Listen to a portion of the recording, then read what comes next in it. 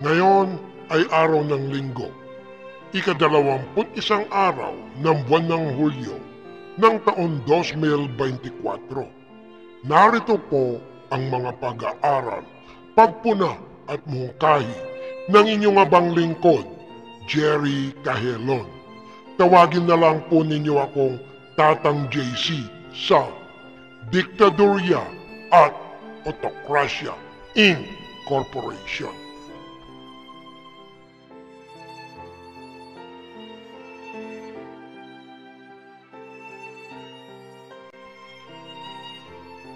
Bago po ako magpatuloy sa komento o pahayag na ito, mga minamahal kong ka-4Ks, kapatid, kaibigan, kababayan at kakilala, paki-like, share at subscribe na rin po sa aking YouTube channel para naman madali ninyong masundan ang aking maraming susunod pang makabuluhang patotoo o pahayag. Maraming salamat po.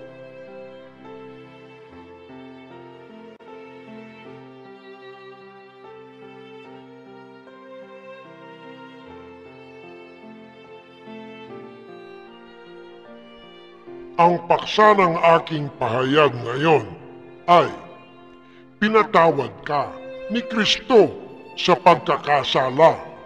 Pinirahan ka ni Manalo sa pagsamba.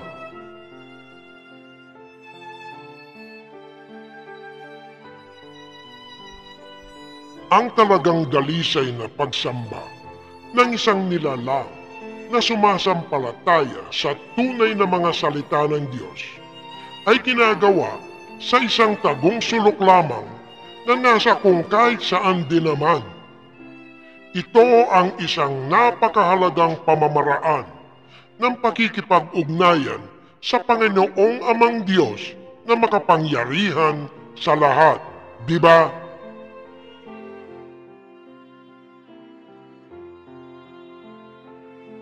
Subalit, sa maikling salita, sa panahon natin ngayon ay isa ng kaugaliang di na dapat makita pa ng hubad ng mga mata o paningin ng sinumang tao na nilalang dito sa kalupaan. Sa makatuwid, ito ang tapat na pagdakila sa ating Panginoong Hesukristo at pagbibigay ng mga papuri ng walang anumang mga pagpapaimbabaw sa kanyang mga walang hanggang kaluwalhatian at kapangyarihan sa labas ng mga itinayong tulisang batong bahay-perahan at magarbong templo ng kayabangan, kabalbalan, kamunduhan, karangyaan at katiwalian, di ba?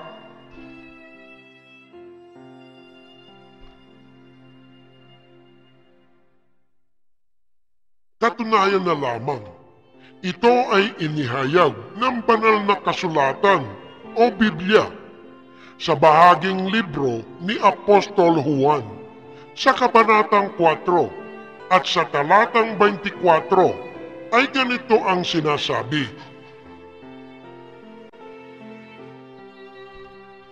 Ang Diyos ay Espiritu at ang mga sa Kanya'y nagsisisamba ay kinakailangang magsisamba sa Espiritu at sa katotohanan. Subalit, ang pinakahigit sa lahat ay ang dapat lubusan munang makilala ang ating Panginoong Yesukristo na siya ang makapangyarihang salita ng katotohanan o karunungan sa Ebanghelyo. At sa pasimula ay siya na ang salita o aral na sumasa Diyos. At dapat sambahin sa kalagayang espiritu na siyang lumikha ng salitang langit at lupa, na siyang simula naman ng pagkakalikha sa lahat ng mga bagay na nakikita at hindi nakikita ng ating paningin o hubad na mga mata, di ba? Kaya, ganito ang pahayag o sinasabi muli sa atin ng Santong Biblia sa pinakaunang bahagi ng aklat ng Henesis na sinulat ni Nunong Moises sa kabanatang 1 at talatang 1 ay heto at aking babasahin. Nang pasimula ay nilikha ng Diyos ang langit at ang lupa. Heto at ikumpara naman ang pahayag mula sa aklat ni Apostol Juan sa kabanatang 1 at sa bersong 1 ay narito at akin din babasahin. Nang pasimula, siya ang salita, at ang salita ay sumasa Diyos, at ang salita ay Diyos.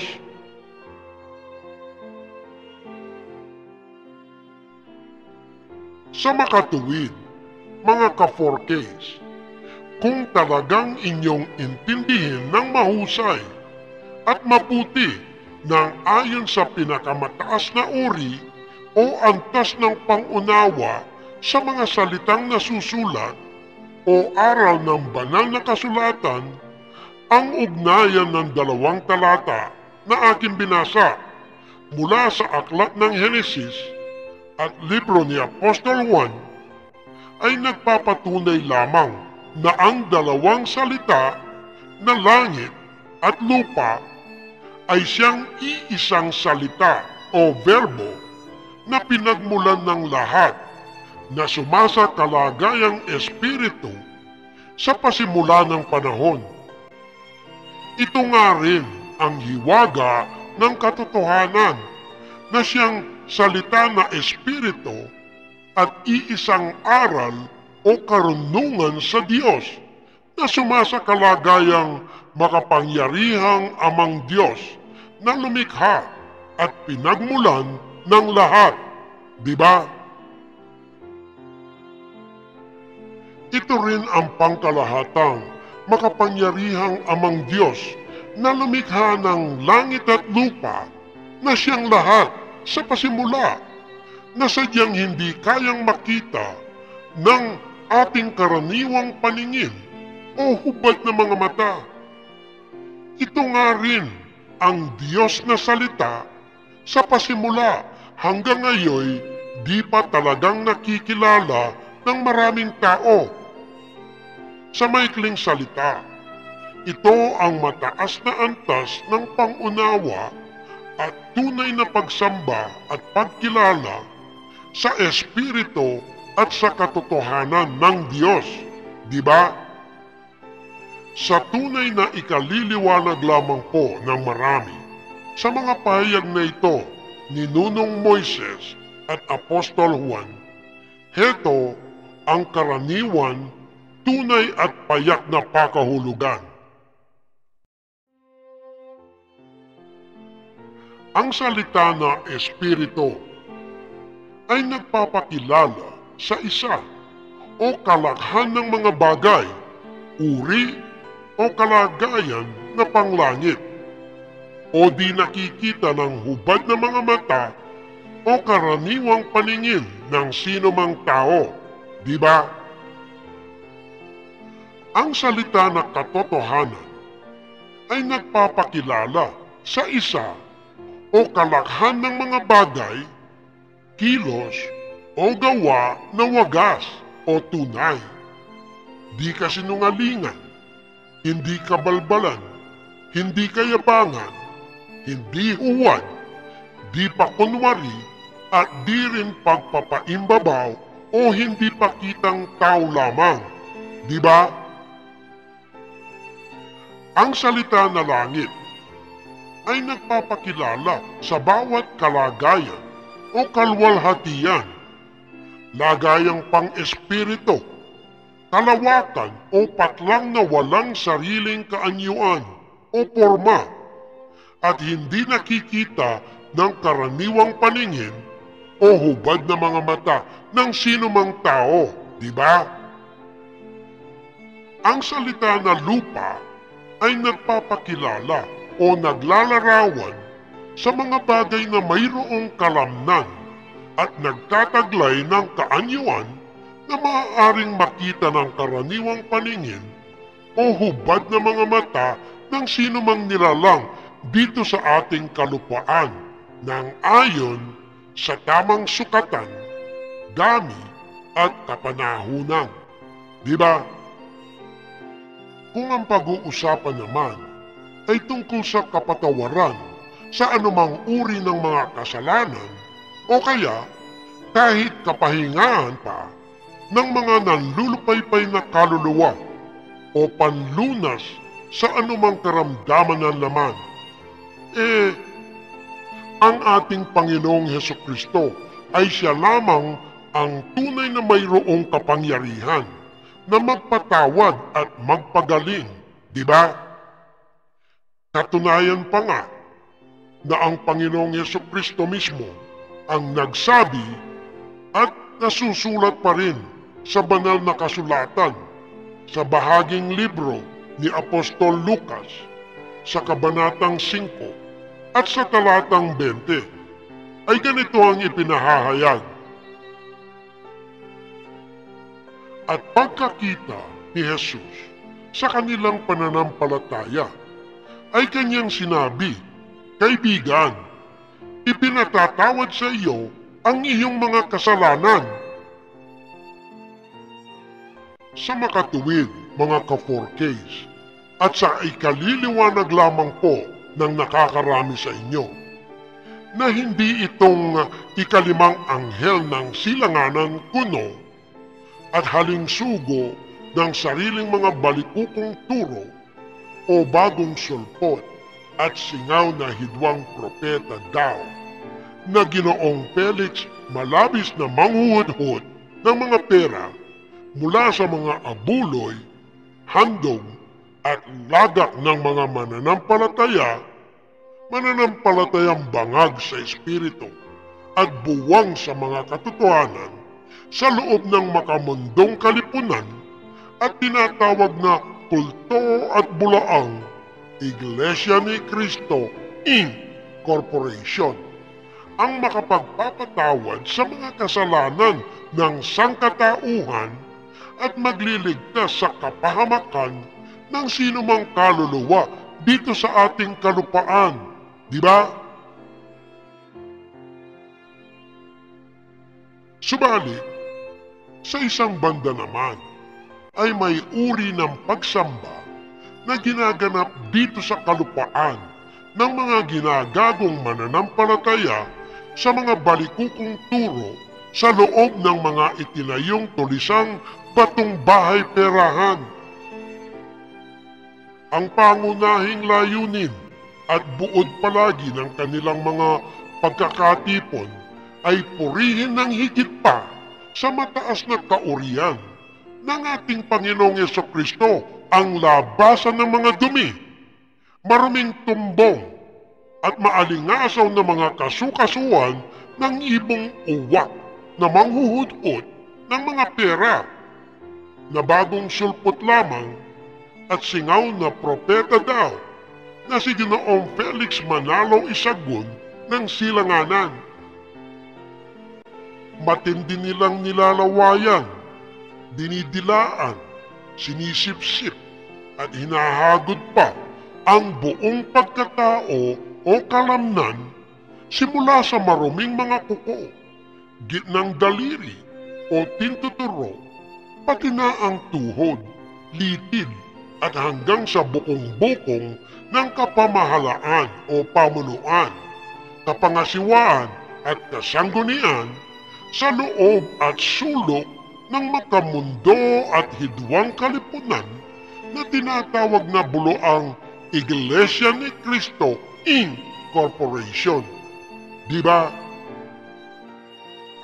Sa makatuwid, sa mga pagsambang ginaganap ng halos araw-araw, sa tuwing umaga, hapon at gabi, ay lantarang nakikita ang paglalakad ng papasok sa maluwang na daan ng kaligtasan o maaliwalas na pintuan ng pastulan daw, patungo sa looban ng mga tulisang batong bahay-perahan o magarbong dambuhalang templo ng sobrang kamunduhan, mga kayabangan, karangyaan, mga kabalbalan at katiwalian. Siyempre, napapaligiran ka na kaagad ng malaking kawan ng matitipuno at bundat na mga nakatatandang diablo o diakonesa na nakadamit puti at nababalutan ng mga puting balahibo ng kambing. Di ba? Gaya halos ng nasabi ko na, mismo sa loob at malaking bunganga ng mga batong bahay perahan at templo ng mga karangyaan, ay dapat maitala kaagad ang bawat pangalan ng kanilang kaluluwa sa talaan ng mga mapagpaimbabaw, sikat at bigatin ng walang pasubali. Sa ganitong pamamaraan ay makikilala silang mga prominente na gaya ng isang sariwa at malaking balyenang isda na mataba sa pera at masukid na kampon o alagad ni Ginoong Felix Uwak na manghuhudhod ng mga pera. Siyempre pa, at dapat rin naman na maidagdag ang kanilang kawawang kaluluwa sa malaking bilang ng mga dakilang pinaggagago na siguradong aakyat naman daw sa langit ng kaluwalhatian. Wow na wow talaga, di ba? Sa pamamagitan naman ng pagbaliktad ng kanilang pinakamamahal na tarheta ng katibayan sa mga pagsamba, sila ay mababasbasan ng mga banal na tilamsik ng mga laway at sigaw ng baluktot na mga aral, mabiyayaan din ng masaganang luha ng mga makabagbag damdaming iyak at pagtangis. Kasabay ang mataimtim na pagtulo ng maraming sipon, pati na ang naglalabasang mga kulangot at paminsan-minsang malalakas na mga pagbubo at pagbuga ng mga buhol-buhol na pilema, bunga ng mga nakakabingi at napakahabang panalangin na nakakapangawit ng leeg, batok at balikat. Kasama pa ang mga pagsamo, panaghoy at hagulgol na nagmumula sa Pangulong Diablo o Diakono at sa tulong pa siyempre ng nakatalagang maestro ng karangyaan o ng sugong manggagaway sa lokal na nagpapayanig ng mga pera sa bawat bulsa at pitaka ng mga kawawang miyembro. Di ba? Siyempre, bago pa nito at sa entrada pa lang di na dapat makalimutan ang kanilang mga pagbibigay ng pinakamahalagang abuloy na pera sa sobre, handog na pera sa sobre, at lagak na pera sa sobre. Idagdag mo pa dito ang mga pera mula sa bawat miyembro ng kanilang mismong sariling pamilya, simula kay lolo at lola hanggang sa pinakabunsong apo sa bawat sakong at bukong-bukong, pati mga alagang pato, manok, baboy o kambing ay nakatala rin para maiambag sa taunang pasasalamat. Ang lahat nito'y mula sa kanilang mga pinaghirapang kabuhayan na sariling dugo, luha at pawis ang kanilang naging puhunan. Napakatindi at talagang gugapa o swapang sa kwalta, di ba? Ganyan talaga ang pinakabuod at pinakapakay ng kanilang mga pagsamba para maipadama sa mga makabagong eskriba at pariseo nitong kulto at bulaang pamunuan o kapamahalaan ng Iglesia ni Cristo Incorporation. Ang kanilang pagpapasakop o pangangayupapa sa kabalbalan at upang masingot ng kapamahalaan ang ihip at simoy ng kanilang napakabangong abuloy na mga pera. Malasaan ng pamunuan ang kanilang masasarap na handog na mga pera at mabusog ang kasanggunian sa linamnam ng masustansya nilang lagak na mga pera. Sa makatuwid, puro mga pera-pera lang naman ang mga iyan. Sabi nga nila, di ba? Kaysa pagtuunan ng nakahigit na pansin sa lahat ng mga pagsamba at pagtitipon, nitong mga ungas na kapit-tuko o panatiko sa kultuhan at kabalbalan, ay kaysa ihayag nga sana ng mabuti ang kalagayang makapangyarihang Diyos, ang banal na Panginoong Jesucristo, at siya'y nagpakumbaba o bumaba dito sa kalupaan mula pa sa kanyang kataas-taasang kalagayan para sa kapatawaran ng ating mga kasalanan, kanila naman itinaas pang lalo ang kalagayang pagiging tao lamang nitong si Ginoong Felix Masonista o Kulorom sa kalagayang milagrosong anghel o kamanghamanghang ibong mandadagit kuno, di ba? Ngayon, maliban pa sa pinaniniwalaang may sanib o himala, ay ipinangangaral sa mga walang muwang o musmus nilang miyembro na isang bagong sulpot at singaw na propeta na huling sugo ng sariling balikukong turo, at bagamat may matinding bisyo sa mga dalagita o murang babae, anghel pa rin na nagmula sa silanganan daw.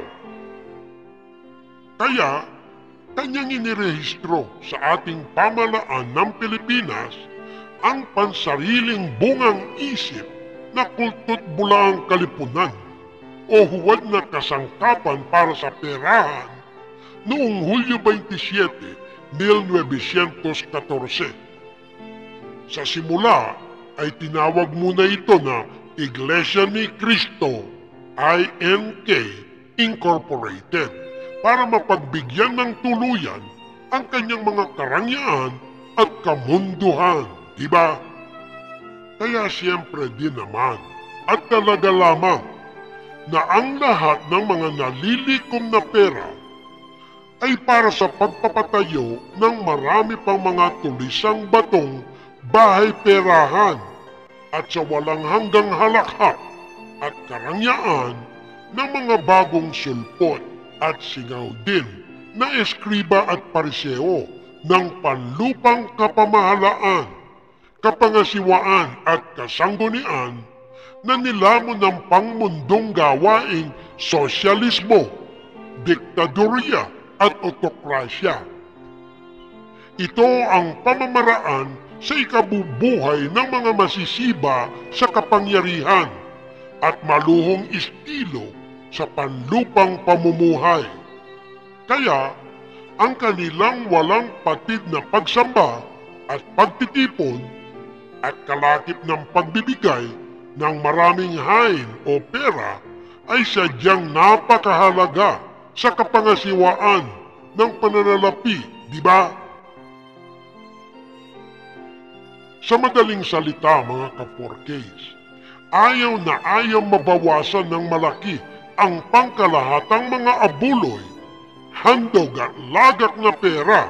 Kaya nga ang pagkakatala ng kaluluwa ng bawat miyembro sa talaan o listahan ng mga matatabang lobo at ang pagkakakilanlan sa kabuhayang pinagpeperahan o kahalagahan bilang isang panatikong miyembro o kaya pagkakakilanlan ng pagkatao sa lokal o distritong nakakasakop ay lubhang kinakailangan kasi panghihinayangan ng malaki ang maaaring panlalamig o pagkawala.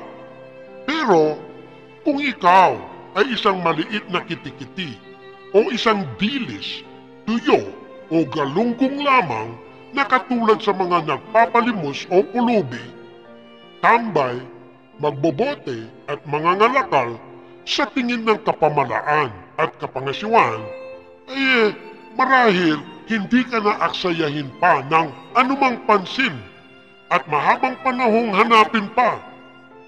O kaya, lalong madaliin na lamang siguro ng kapangasiwaan na itiwalag ka ng walang pangingimi na parang surot lamang na tiniris sa lupa, di ba?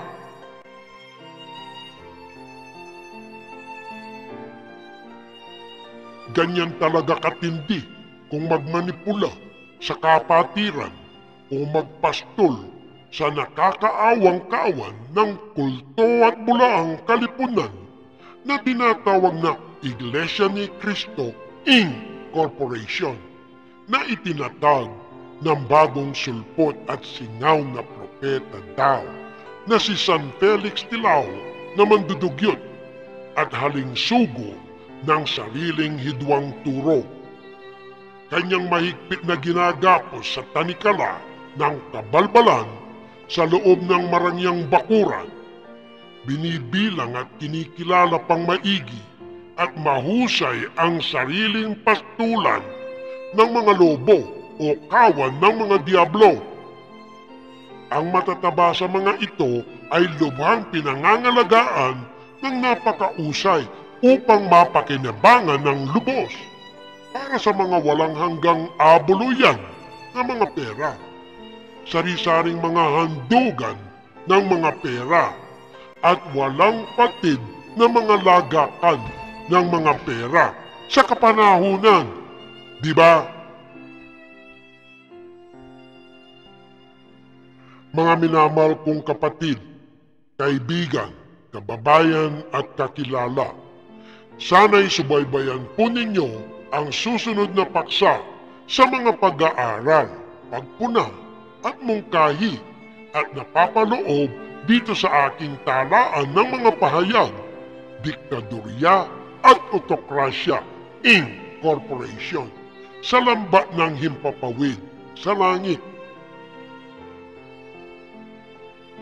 Muli, mga minamahal kong ka-4Ks, kapatid, kaibigan, kababayan at kakilala, paki-like, share at subscribe na rin po sa aking YouTube channel para naman madali ninyong masundan ang aking maraming susunod pang makabuluhang patotoo o pahayag. Maraming salamat po.